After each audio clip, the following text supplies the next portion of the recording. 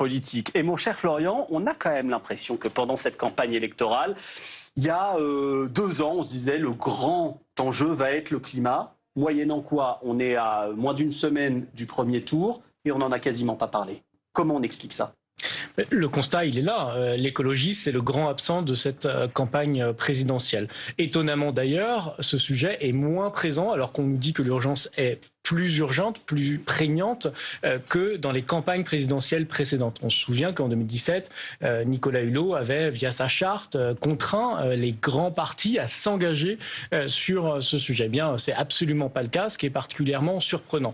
Ce qu'on sait, c'est que plusieurs phénomènes très concrets se croisent et aboutissent à ce que cet absent de la campagne soit remarquable. D'abord, les politiques, ils ont du mal à parler de ce sujet de manière simple, alors que c'est un sujet qui reste complexe. Et donc, à chaque fois qu'ils en parlent, c'est ou sous des angles très limitatifs, le nucléaire et les éoliennes, pour faire simple, le mix énergétique, et ils ont du mal à rendre concret, accessible à leur électorat. C'est pas payant, quoi, pour dire les choses telles quelles. Comme ils ne sont pas sexy en parlant, ils préfèrent ne pas en parler.